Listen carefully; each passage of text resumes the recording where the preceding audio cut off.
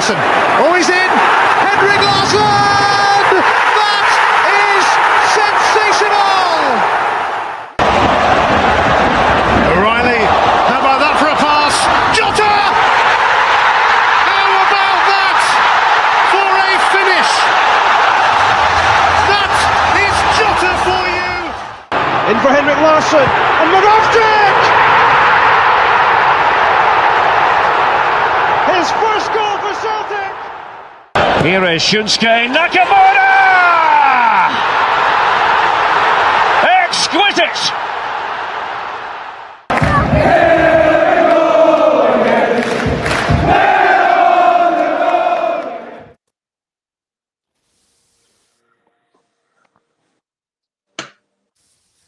Hello everybody and welcome back to the Celtic Unrestricted View. My name is Ryan Clifford and joining me on this Friday evening podcast is myself, Ryan, Alan and Shaun. Well lads, there's been another busy day at Celtic Park, if you want to call it. A lot of social media things come out today, Dazien Maeda and other things, so we will touch on that as we go. But Shaun, how are you, mate? I know you're not been on since last week, so hope you're feeling a bit less angry, a bit less irate. Hope everything's okay, mate, and hope you're doing very well, and good to see you, mate. Aye, thanks very much, Ryan. Good to see you. Good to see you as well, Alan, and good evening to everybody that's watching. I'm feeling good, mate. You know, the emotions from last week have certainly died down a great deal, and I'm just over it now, mate. I just want to get back to domestic football, watch my club, and you know, just see where this season takes us, and get a look at the new boys that came into the club, mate. That is something, obviously, Shaun, that's really been touched upon a lot, is obviously some of the signings, because of obviously what's been happened and what's came before them. But Alan, how are you, mate? I know you've had a wee some issue with your health, mate, so hope you're feeling good now. And how are you feeling for the last few days at our good old Celtic Park? Hi, evening everyone. Hope everyone's well. Aye, I'd like to say that I'd calmed down a bit. I did until this morning when you read that about Dazien Maeda. When you think the bounds, the incompetence of this board can reach no further, they come out and surprise you, all right. And what you're reading there is just absolute it's despicable. Absolute. Look at another disgruntled player, which probably is impacting his form. Probably impacting the overall morale of the side as well. And it's just, you either laugh or you cry at this point. It's just beyond comical. It's just a joke beyond any of our wildest dreams, the way that the club's been run at present. I think I've not said it during the week, you guys have been on, but it's definitely time for change now. We can't... The manager and the players for the last couple of performances have to take some of that on. But fundamentally, the blame will start and end with the board. We'll start and end with the hierarchy. Because the mess that we're in just now, that we're rummaging around the free agent market to try and find a striker after the manager comes out and says, we're not letting anybody go without having a replacement in the door. Well, a couple of days later, Ryan Alan has gone to Swansea and we don't bring anybody in. Then we go into the free agent market. We were going into that transfer window on Monday and thinking, we spoke about it, probably 5 players we were looking at probably needed. I know that they should have been in far earlier, but that's probably what we needed for a good kind of depth and quality in our squad. We got 1 player. I think it's time for change. I usually don't agree with protests, kind of during matches, etc. But I'm probably on board with that now. I think there has to be an impact made with kind of getting these people out of the club. They might be great at business, but they're definitely no good at getting quality on the pitch for the football team. And when it comes to transfers, I think it's been diabolical. But aye, and brighter points. The sky's blue, the grass is green, and Scotland's on the right. Aye. Aye, obviously, like you're saying, there's been a lot of kind of, if you want to call it unrest at the football club the last few weeks. Obviously now the window's over, and as much as we don't want it to happen, we need to try and move on for it. It's going to be hard because most fans are at loggerheads with the board, and whether you think it's right or not, it is where we are, and fans are demanding change. And personally, I'm agreeing with that, Alan. I think that I'm not saying every member needs removed or everything needs, the full thing needs absolutely ripped up, but there's things need changing at football club because we've obviously not learned from previous mistakes. And obviously, Shaun, Dazien Maeda, I don't think we can see that a lot, but it's basically saying as an individual, he agreed that Dazien Maeda reveals that he joined the national team late due to transfer negotiations, and basically that he had an agreement that he was possibly going to leave the football club. He made his feelings known that he wanted to leave. Celtic have said, well, if we get a replacement, Shaun, we'll let you go. They've obviously no got a replacement in, and now you've got an unhappy player here. Well, he's maybe not unhappy to, like, he's no training or no playing, but he's obviously not happy in his headspace. We can maybe see that, Shaun, now for his performances the last few games. His penalty against Karat for me was terrible. It was like he didn't care if he missed or scored. I'm maybe saying that wrong, mate, but that's just the way it looked to me. But you can maybe put a piece together now, mate, that maybe that's why he's underperformed. And what's your take on that, mate? Aye, all very strong points and opinions there, Ryan. The penalty, I think that, I mean, I would never be confident with Dazien Maeda step up to a penalty anyway. You know, the one in the cup final where we actually beat Rangers, he came out and says that he mishit it, and it looked like he'd mishit it. You know, so I've seen him take a number of penalties now, and he doesn't convince me. That was another talking point with the penalty, but I'll not go there. But it's just been it's been strange for the get-go, mate. I mean, you know, the board have done some amazing things, you know, in the past for this club, and you know the money that we have got and has been generated has been from, you know, the business that the board have done.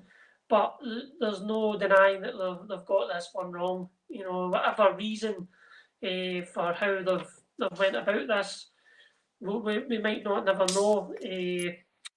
I don't know if it's, you know, there must be something to do with Rodgers, and there's just been, you know, are they thinking he's maybe not going to be here next year? Has he told them that?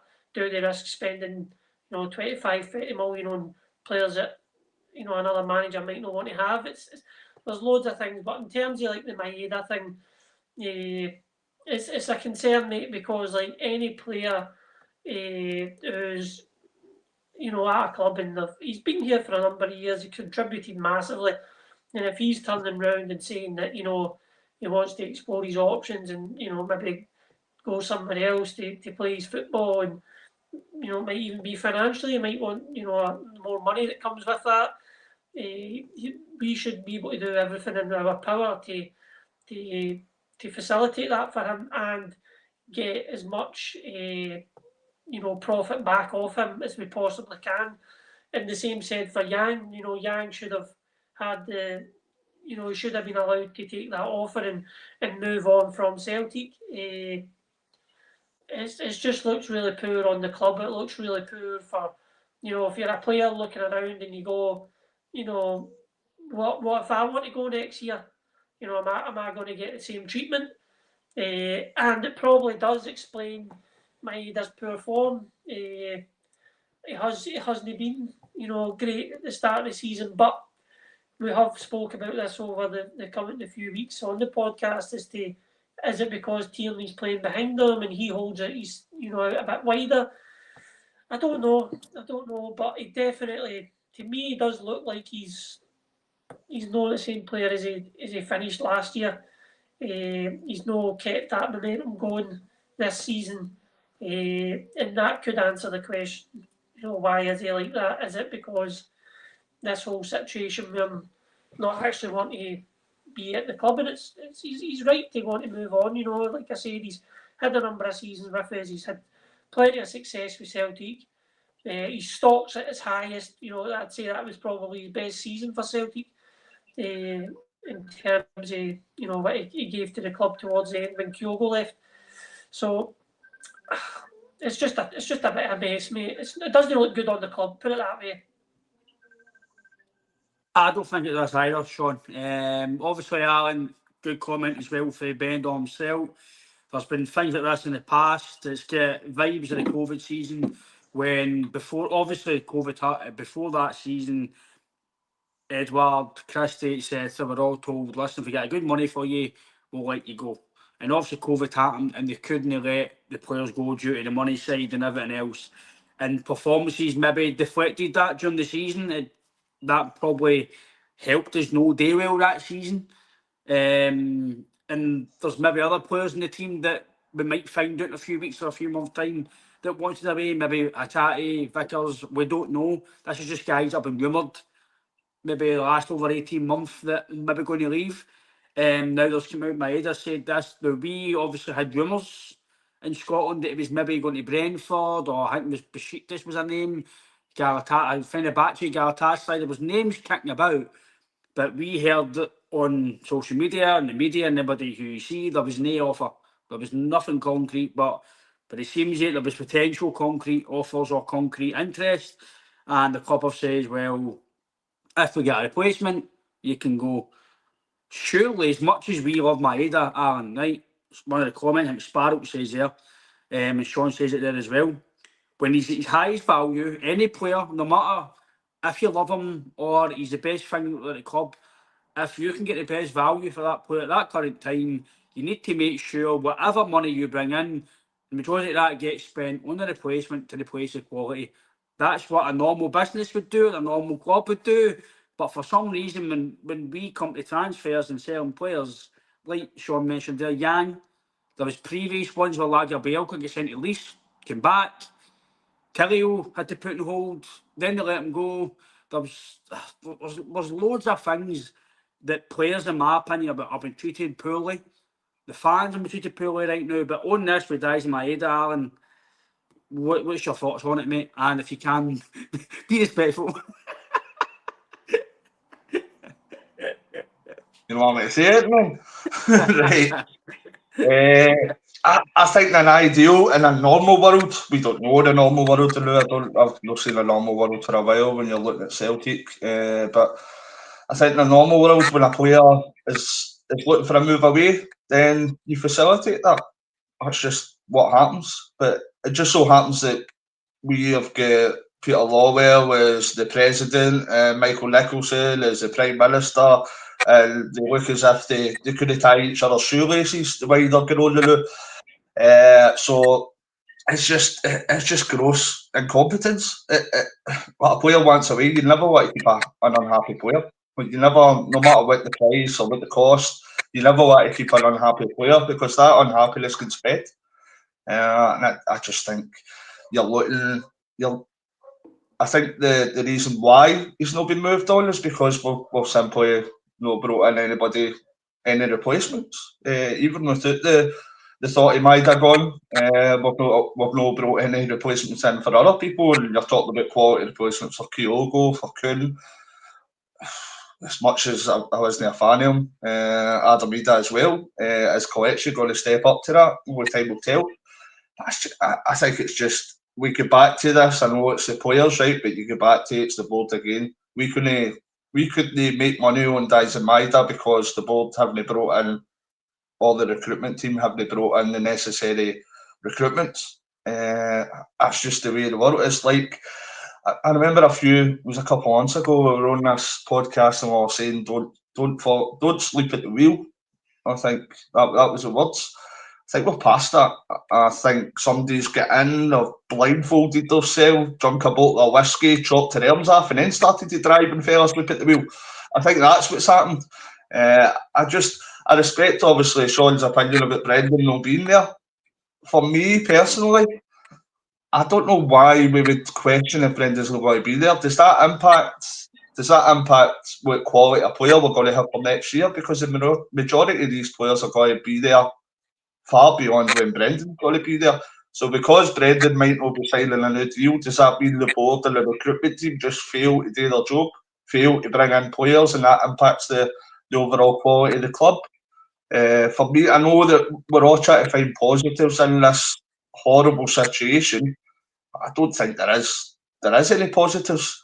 Aye, we'll just see. They're laughing at us now, know what I mean? Somebody in the comments.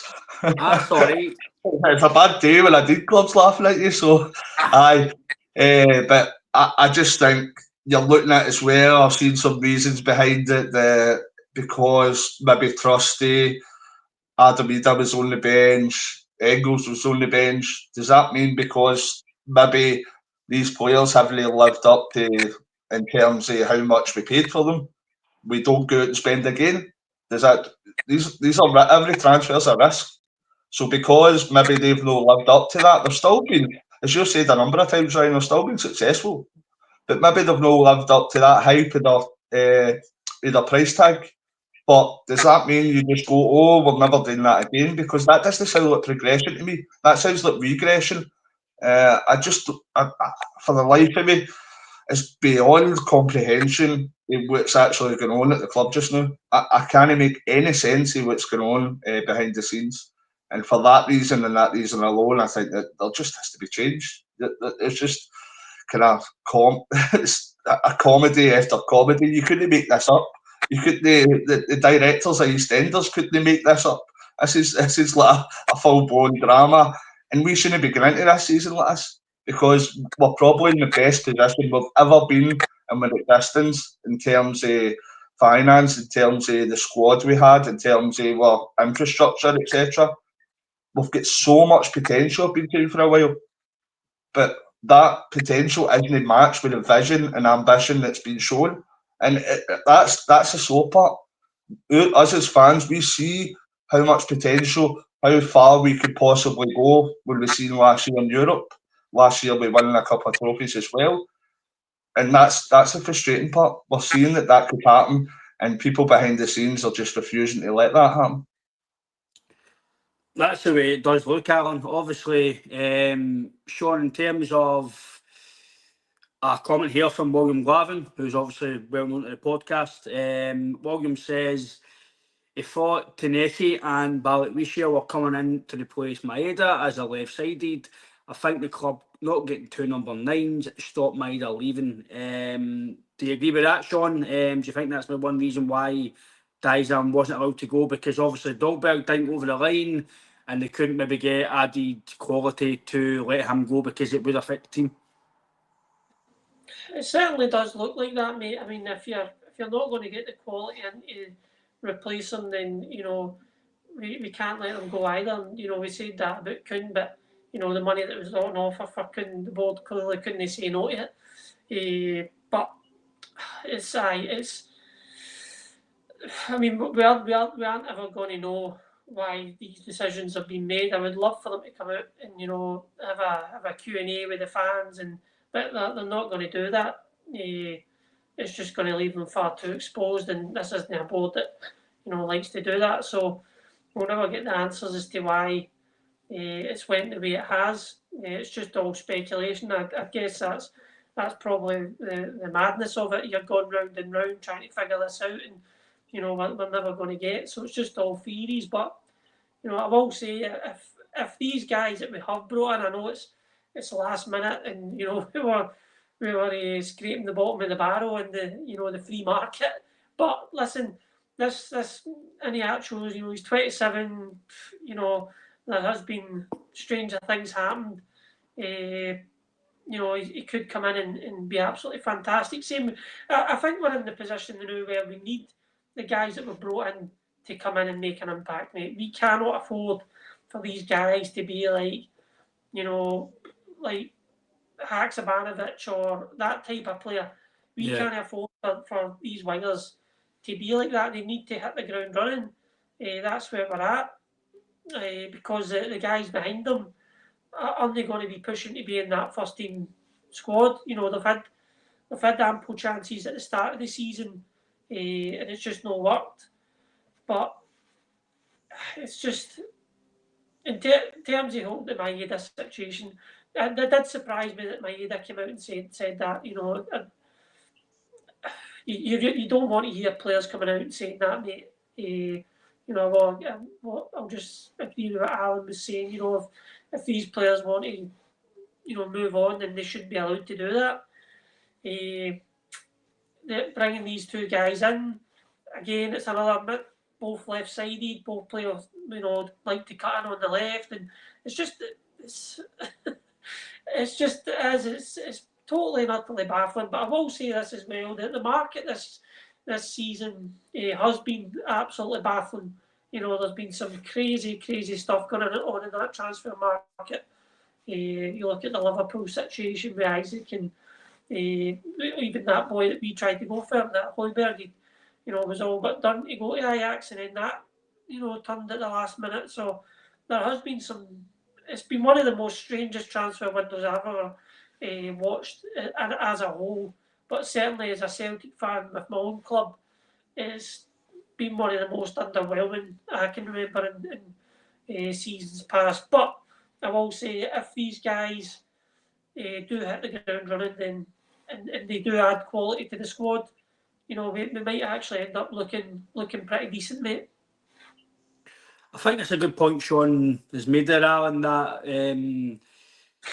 the new boys do need to come in and hit the ground running, i.e. Baltisha, Torneke, and Iheanacho. They do need to come in and do well, because there's already pressure of the transfer window. There's now pressure from Maeda. We've not really got a natural number 9 that's fully fit right now, fully firing. He's not really played much for Seville in a natural, so he's coming here not really fully match fit. I'm agreeing with Shaun. He's not the worst ever signing we've ever signed, but it's due to what's been happening, and it's just like Shaun says, free agent market. You says it as well. Guy who's hardly scored goals in the last 4 or 5 years, and we're just signing him and just hope for the best. It's half of Brendan's wee book that he's got. He knows him, he's played him. Let's try and get him in. He's free. But I do agree with Shaun, especially I'm agreeing with JP as well in the comments that there's nothing really expected for in the natural. If he goes and gets 10 or 15 goals, no bad. That's a decent, because he's not done it for a long time. As long as he's fit and helps the team, I think for the first 6 months anyway, that'll do, because obviously Maeda will be a number 9 when he looks at it. But Baltisha and Torneke, what's your take on them, Alan? Do you think they need to, as Shaun says, they need to be like Jota superstar material? Because if I'm not, as Shaun says again, you've got Yang, who's unhappy, potentially leaving there. Forrest is getting older, and that's really your whack, mate. I think it's a necessity that these guys hit the ground running. I think it's because of the circumstances that we're in, the circumstances that these guys have been put in. If they were maybe brought in a month or two before then like we were saying all the time, then that would have given them time to adjust to the culture, the city, the club, etc. But that's not the case. So because of the turmoil at the club just now, with everything that's going on, I think these players need to come in, and especially because of the performances we've been seeing in the last few games, especially. I think that these guys, there'll be a lot of pressure kind of put on them to come in and kind of hit the ground running. I don't necessarily think that's deserved. I think usually we're putting a lot of pressure on new players coming in to do that, when probably that shouldn't be the case. But as I say, it's the circumstances that dictate that just now. So we just kind of need to see what happens. As I say, the minute you're scraping about the free market, the free agent market, you're basically running about shouting sports shops 2 for £1, didn't you? You don't know exactly what you're getting, because if somebody's a free agent past the transfer deadline, it usually means most of the teams don't want involved with them. So we just need to get in kind of hopeful and with eyes open, and just hopefully these guys kind of turn it around. We've seen it with other players in the past that they've maybe been down in the luck, etc. I know we've mentioned the likes of Scott Sinclair, but I think they're probably looking for a reasonable impact for these players that are coming in. I think especially the two wide men will spend a substantial fee on both of them. And I think the Celtic support as a whole will probably be expecting quite a deal for they two in particular. No, I agree. Obviously, Shaun, maybe due to the bad window at the present time, and obviously January wasn't great either. I was pretty adamant that because of the qualifiers, that if we got most of our window correct in January to help the team with the qualifiers, you wouldn't have to then do much in January, the summer window, which then means you've got an easier transition in the summer. So if you got your number 9, if it was still elect in the summer January window, if you got another winger by that point or a left back to help if Taylor was going, I know that was before we got Kieran Tierney, but do you think that if we got January a bit better, it could have helped this situation and not left the club with major subsidy? Because before the summer, we were all, even on here, there's a few players, but it was when you started to go through the team, which we'll touch on again very soon, you start to realise, right, if he goes soon, he might go next year, right, we need to get this. You kind of started to go through the team and go, right, we might need a bit more than we think. But do you think if January was a bit better, the summer could have been handled a bit better than obviously it was? I think so, Ryan, but January is always a tricky transfer window. You know, teams don't want to let their players go. It's hard to get guys in January. It's just, it's a difficult one, mate. You know, I would have said that January, you know, we even before January, we all knew the areas that we needed to strengthen. We've known it for even a number of seasons, what areas we need to continuously, you know, progress the team. Because there was even talk, you know, before, by the way, I think he's started the season, you know, fantastic in Liam Scales, but there was even talk, you know, when we were on this podcast, a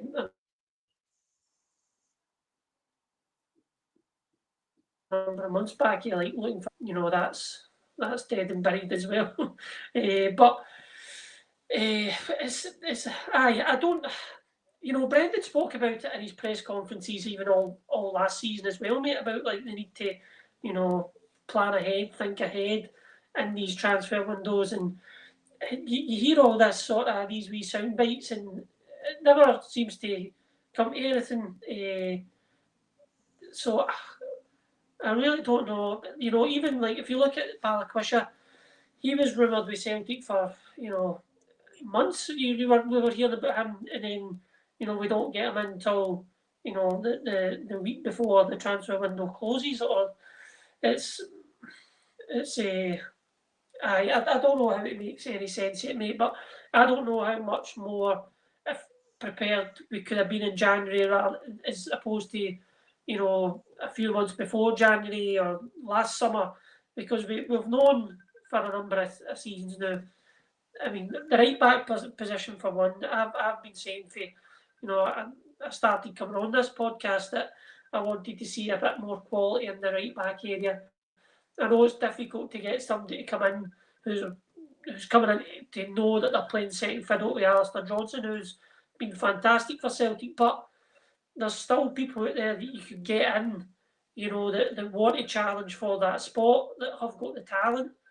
And it's been, even since Ange was here, I thought we should have been replacing in that position. So there's been a lot of strange things, mate, but I don't know if getting work done in January would have helped us in the summer.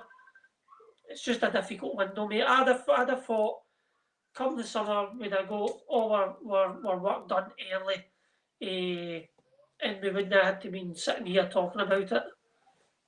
Before you obviously end there, Shaun, your wee comment there, wee question for yourself first, mate, then I'll go to Alan with it.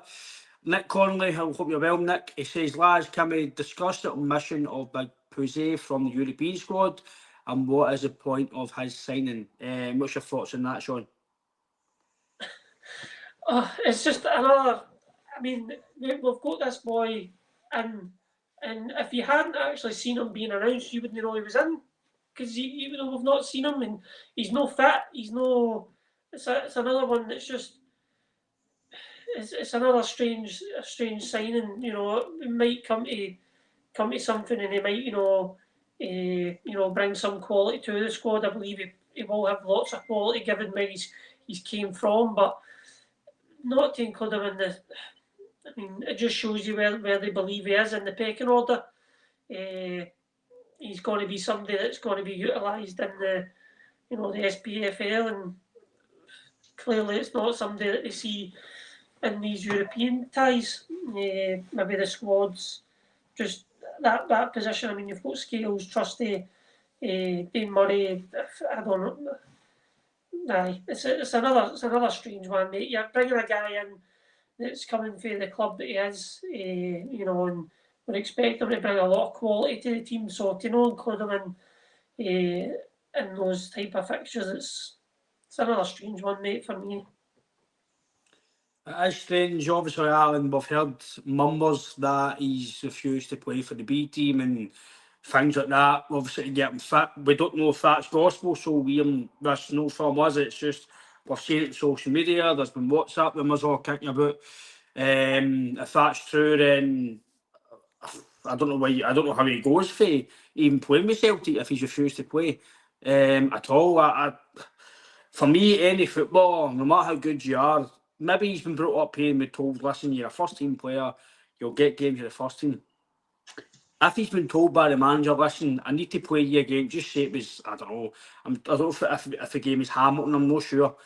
A friendly on Tuesday because I might need you for Saturday, you're not fully fit yet. I need to play 60, 70 minutes in the B team, get you fit, and you'll potentially be in the team at the weekend. For me, if a football player, I'm like, aye, cool. I'd rather play football than no play football, no matter what level I'm at.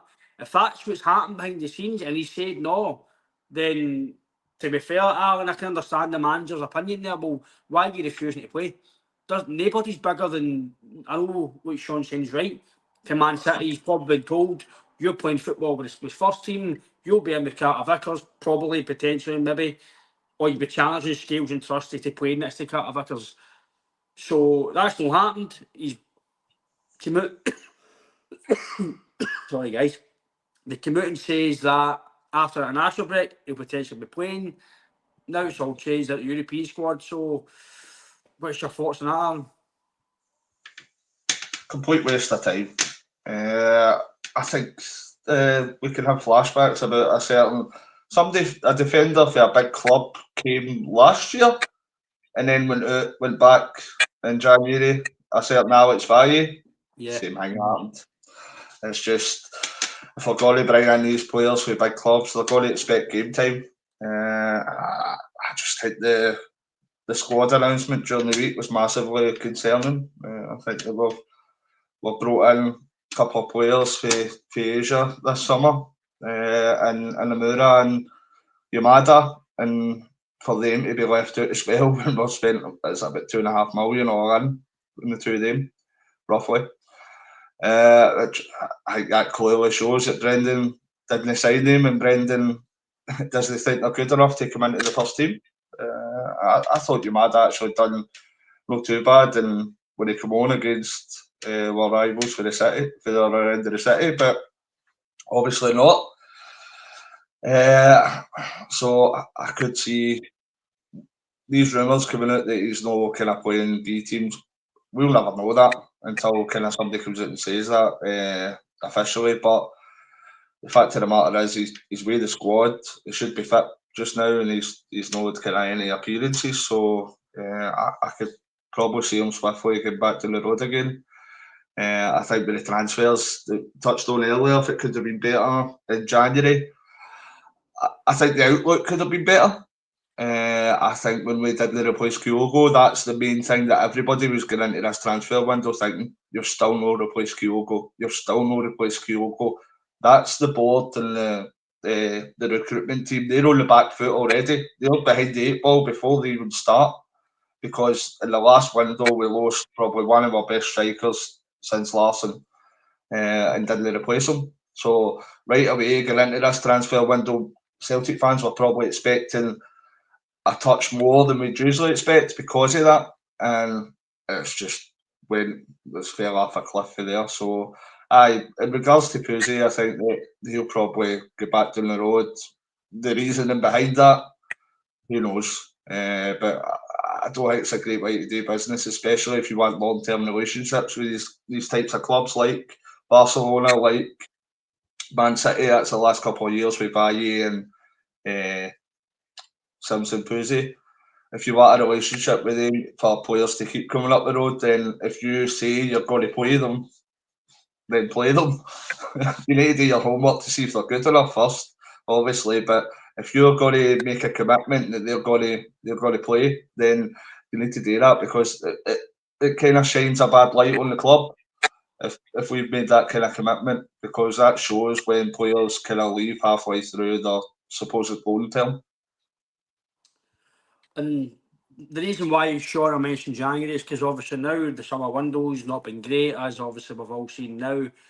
A wee topic for maybe the rest of the podcast, I would say, guys, we spoke about before we come on. The viewers can obviously put their comments in as well, and I'll put them up if you think as well. But that's just my opinion, Sean, and if you agree or disagree, we can debate, mate. But I think the summer window is kind of put us into a wee bit of a massive rebuild next year. No matter what happens this year, either win the league, double, treble, Europa League, whatever we do this year, this is just some of the players that could be leaving next year. And some of them are just born players that have had interest, and some that potentially might have suitors. So Arthur Johnson could have his suitors. Carter Vickers could be his last season. Trusty, if he's not going to be getting game time. Sirachi's only here for a year. Pusey's only here for a year. Might go away in January. Gang, but it looks like they're not going to be here next year because he wanted away in the summer. Hitati, there's all sorts of rumours about him every year. Could this be his cycle finished? The revelation now with Maeda. Ian Atkinson's only got a 1 year deal, I think, with 1 year option. If he doesn't do well, he could be released. James Forrest is out of contract. There's probably other players as well we can mention. Kasper Schmeichel is one as well. His age as well. Will he retire at the end of the season? Will he sign a new deal and stay on?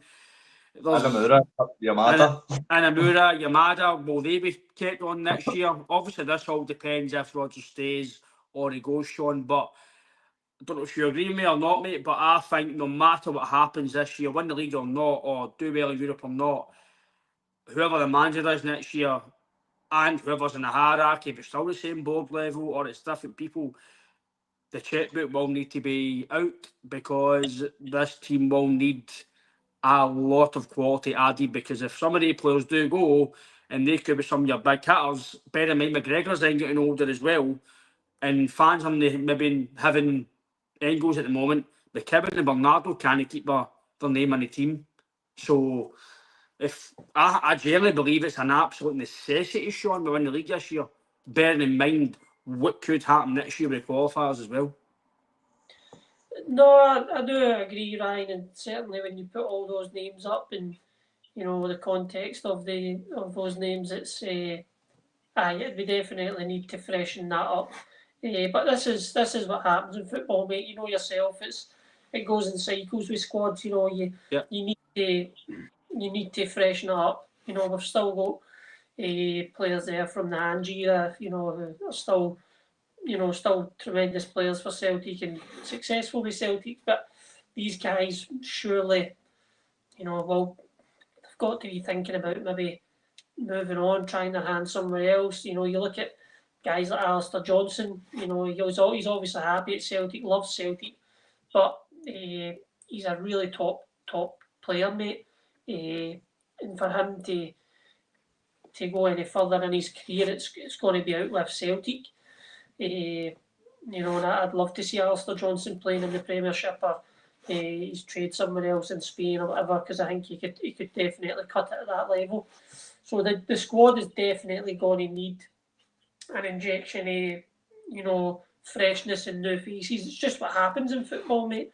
This squad's coming to its end. Hitati's, for a number of seasons it's been rumoured with Hitati leaving, and looks like Maeda won't be here next season as well, and it's understandable. But yeah, a lot of these guys are their time's coming to its end at Celtic.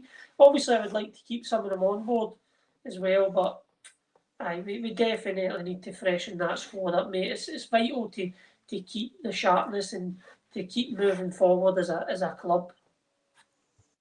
Good point there. As you mentioned, Sean, about AJ. Perry says AJ's consistency is superb. I agree with you, Perry, and agree with Sean says there. Arthur Johnson is very consistent. Obviously, Alan, as I put up there, some of the players, and Sean says there as well, cycles do end, and I think this team's still getting carried with obviously McGregor and some of the Ange team, Carter Vickers, Arthur Johnson, Mio Tati, Maeda's still here. Jota's now back. He was here by there as well. Hopefully, again, I don't want fans to think that Jota's going to come back right away and be brilliant because it's a serious injury. It's a long rehab. You might not see Jota getting back to any best again to maybe next season because it might take a good few months to get back into the swing of things to get his sharpness back and get back into his kind of routine again. But in terms of that, Alan, that's just my opinion. And obviously, Sean says here he's basically agreed that we do need to obviously change and in terms of recruitment and get players in for next year. I know it's maybe too early to talk about that, but for me, this is my opinion, and I think we need to start looking now for next year because your managers know absolutely staying as it stands at the moment. Who knows if any of the board members will be here next year? Hierarchy. We don't know if all this protest is going to get or Dermot Desmond buys people out, but we don't know what's going to happen. Players are unhappy. I think it's if I'm the manager, Alan, or if I'm a board member who speak to the manager, I'll be like, look, whatever's happened. We'll obviously deal with all that, and we'll need to deal with the protests, we'll need to deal with the players, whatever, we'll need to deal with that. But Brendan as a manager, this is probably, I know he said last year was probably his most satisfying. I think this will be his most satisfying because if we can get this league title with some unhappy players at the club, no the best of transfer windows, a stop-start Champions League campaign started, stopped, and then it's ended. So, but do you feel that it's absolutely unbelievably critical, Alan, that we win the league next year, do well in Europe, but we can't Europa League because we, in my opinion, have got a massive rebuild next year no matter what happens this season? No, it's imperative we win this league. Brendan's been absolutely heroic to drive. With people saying that, oh, you gave him money last year. Well, does that mean you just stop? Does that mean we just, because we, as I said earlier, because you gave money and it didn't exactly work out to the way that we expected, does that mean the club just go, nah, we'll finish buying players, we'll not invest any more money, I've not heard anything crazy. Honestly, it's just like we should still be investing constantly. It doesn't matter who failed in transfers. Is it wise to give Brendan money again? Who knows who signed these players? But I know for sure next year, I expect that Brendan will not be there. I don't think any of these hierarchy members that are messing up our club just now, I don't think any of them should be there. I think that's the reason Brendan's going to leave, because of that transfer window. I think it's just, he knows that they're not showing any vision, any ambition. So I don't blame Brendan for leaving. I'd probably prefer him to stay, to be honest, but maybe we need a kind of fresh outlook and things. I agree with you, the list of players you put up, Ryan, there is going to be a high majority of them that are probably going to be leaving, whether that be for transfer fees, retiring, etc. And as Sean says, there is a limited cycle at each club. Maybe we have came to the end of that particular cycle, but we need to ensure that we've got the right people behind the scenes that are bringing in the relative quality that's going to replace that. If we were letting go of the likes of kind of Jota and Maeda last year, would Yang and Palmer be good enough to come in and fill their positions? Not nearly. So we need to make sure that we've got the right people behind the scenes, whether that's scouting, that's the people that's making the money decisions. It's probably going to be a new manager, but it's going to be a massive rebuild next year. And as you say, I think it's massively important that we keep a league title, because it gives us that bigger opportunity qualifying for the huge pot of the Champions League. Couldn't do this year, but and if we've got that huge pot, hopefully there's new people behind the scenes, and they let us kind of spend a wee bit more of that money that's there, because I think it will be quite an overhaul. I think you will see quite quite a big drastic change in the first 11 in the squad come next year. Because obviously, Sean, in terms of if you're talking about a rebuild or even what's in the squad at the moment, if Carter Vickers is injured, you're struggling. Trusty's not playing as much, you know. Scales is obviously his main man next to Carter Vickers. Simpson Poussey, is he happy at the moment?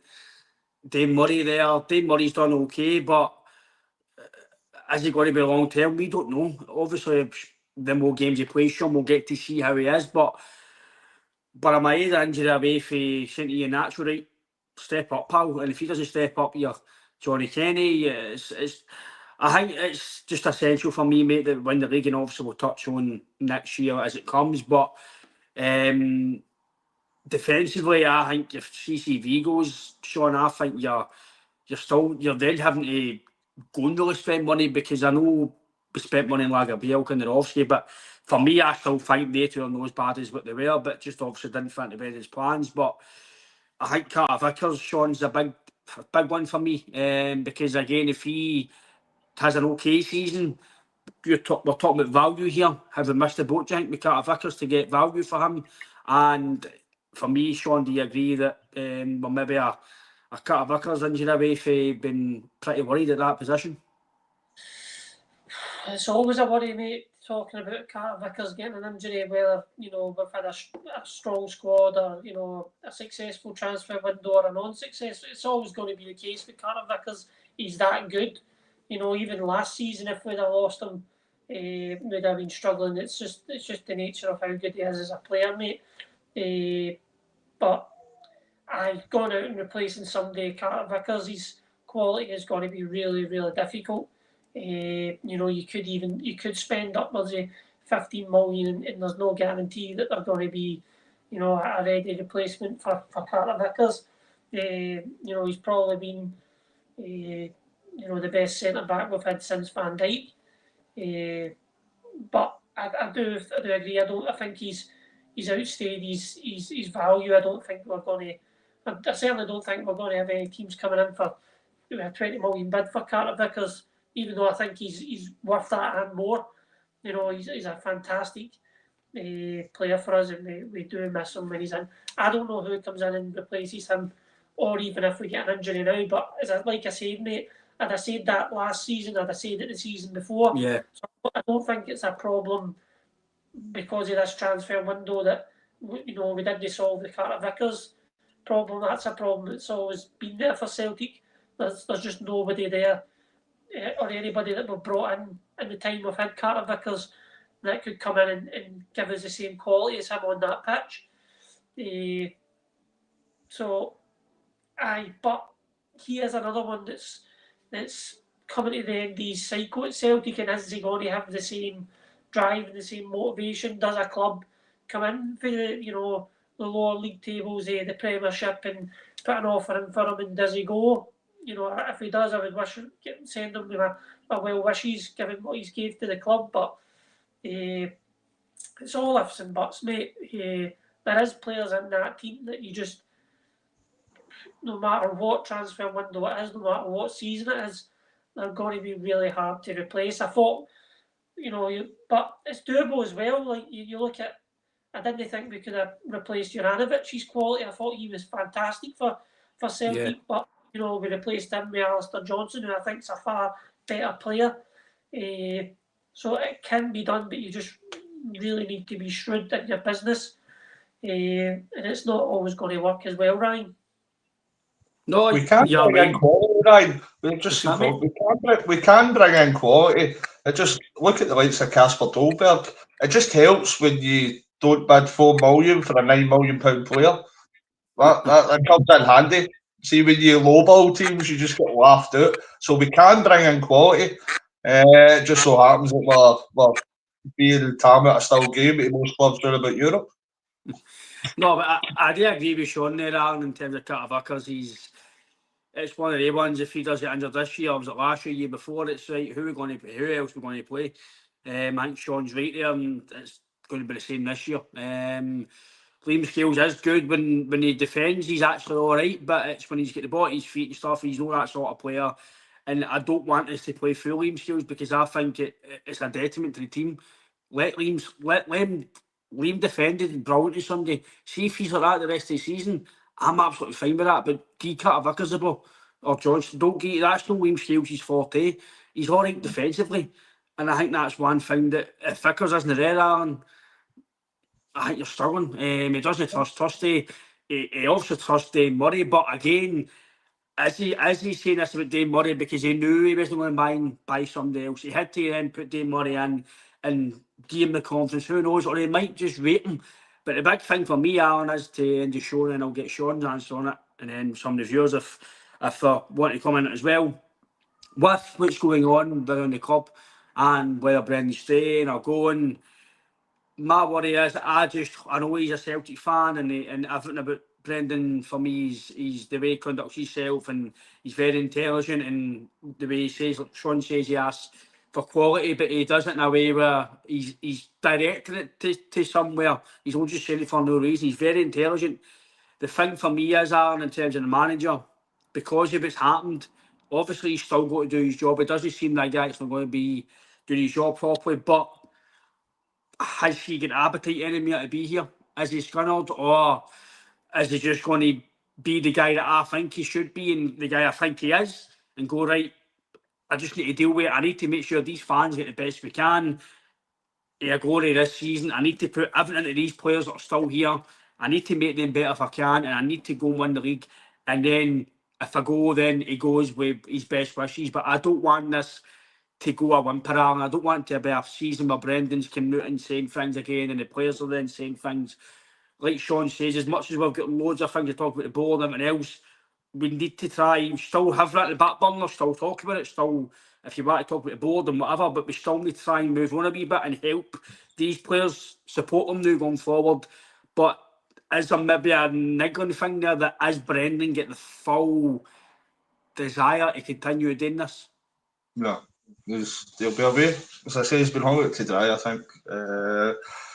It's not covered the shell of glory with some of the performances now of the players. I agree with Sean with Cameron Carter-Vickers. He's been instrumental for us over the last few years. I think he's been the best defender in Scotland and probably our best one since Virgil van Dijk, as he said. But I just don't believe Brendan's going to be here after these last few transfer windows. It just shows how amateur the hierarchy behind the scenes are acting. But he's coming out basically asking for the quality, asking for positions to be filled, saying he actually came out and says that Ida wasn't going anywhere without a replacement being in. He said that publicly, and the hierarchies went down and sell Ida anyway without bringing somebody in until the free agent market opened. I just think Brendan's a very professional guy. He knows exactly what he's saying. He gets wee things in here and there that stinks. He gets things in here and there, basically. I would have loved him to stay. I think he's probably one of the best managers or coaches we can attract where we are as a club at present. The only reason he's probably come back is probably his connection to Celtic, like Kieran Tierney possibly, but I think I've admitted to myself that I don't think Brendan will be here next year. I can't see him signing a new contract. And to be honest, the way he's been treated, I don't blame him. No, I can understand that, Alan. And yourself, Sean, we'll give you the last word of the show, mate, on that. What's your thoughts on what myself and Alan have said there? And do you think that this is probably going to be Brendan's last year, or do you think there's any notion of yourself that you think that he could stay, or do you think because of what's happened, it's maybe the last straw for him? Do you know what? I would have to tend to agree with everything Alan said there, mate. I think he will move on next season. I don't. Certainly looks like he's not been back this transfer window. You know, as I said, I'm not going to act like I know all the ins and outs and what's been agreed and what's been spoken about. But there's clearly been a disconnect between Brendan and the board this transfer window. And like Alan says, he's coming out and saying, like, you know, keep you there unless we replace somebody and then we get a free agent in at the final hour. It just doesn't all add up. It doesn't make. I know we tried for that boy Højbjerg, and you know he rejected us. Wanted to go to Ajax, yada yada. But I think it'd probably be best for Brendan, mate, as well, just to move on. I would like to I would maybe like to see him another season, but I've also accepted the fact that he could move on, and I'm prepared for that as well, Ryan. I think, maybe if he does move on, it might not be the worst thing either. We get somebody else in, we get a fresh set of eyes in at that squad and in that team and what it needs, and a different style of play. These are all things that, if we are going to have some of these players on next season, these are all things that excites them. Maybe keeps them at the club another season and gets that excitement in the building again. So I don't know, but certainly the stuff Brendan's been saying, it's really, really cryptic.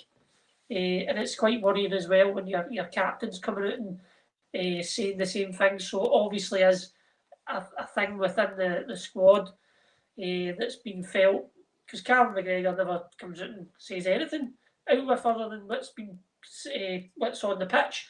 He only talks about the football.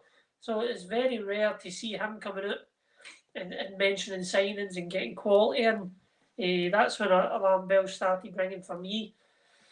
But if he moves on with my best wishes, mate. He came in, he says he was going to be here for 3 seasons. I think he's going to see that out, given how he ended his last tenure with Celtic. I think he owes that to the fans, he owes it to himself, to see his full contract. I don't think he'll walk, but he's certainly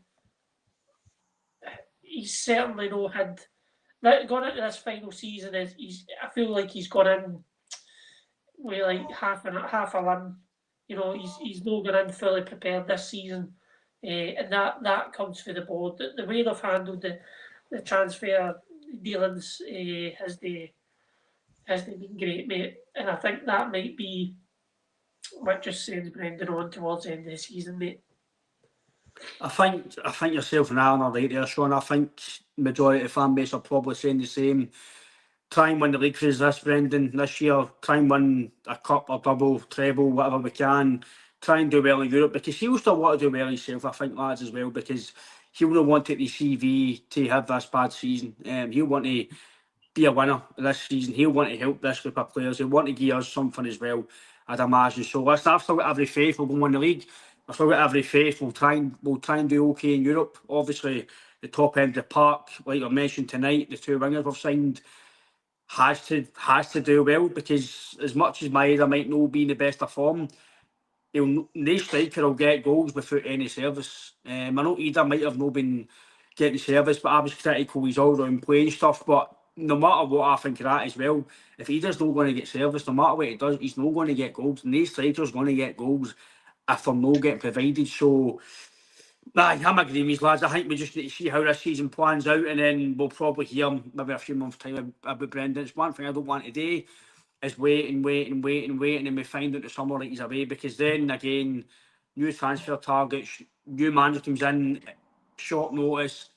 It's not a good thing to do. So ideally, you want to bring in a new manager or know about a new manager as soon as possible. But again, lads, thanks for your time tonight. I know we're on early tonight. We will be back on Monday as usual, probably usually at 8 o'clock. To all the viewers and what's that, mate? Sorry. Game Monday, isn't it? Scotland game Monday. We'll try and be on Monday at some point as usual. Might not be at the same time, but we will try and be on. But to all the viewers and commenters, thanks a lot for your time. I hope you've enjoyed it. Hope I've gave you some Celtic therapy, as I keep calling it at the moment. Enjoy the Scotland game, which is obviously on as well. Please like and subscribe to the podcast. It helps us get out there, and it is free of charge. We are on all social media platforms: TikTok, Facebook, Twitter. We're all in all the social media platforms. So give us a wee follow, and you'll get all the up-to-date news on the podcast. But again, Alan and Shaun, thanks for your time, lads. Have a good weekend, stay safe, and I'll see you all very, very soon. Hail, hail.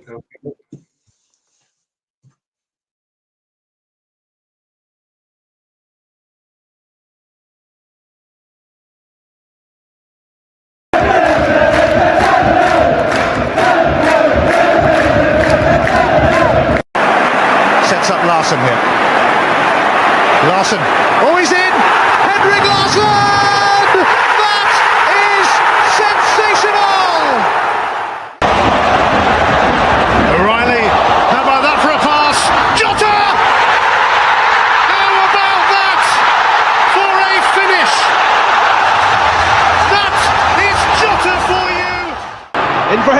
Wilson and Rodgers! His first goal for Celtic! Here is Shunsuke Nakamura!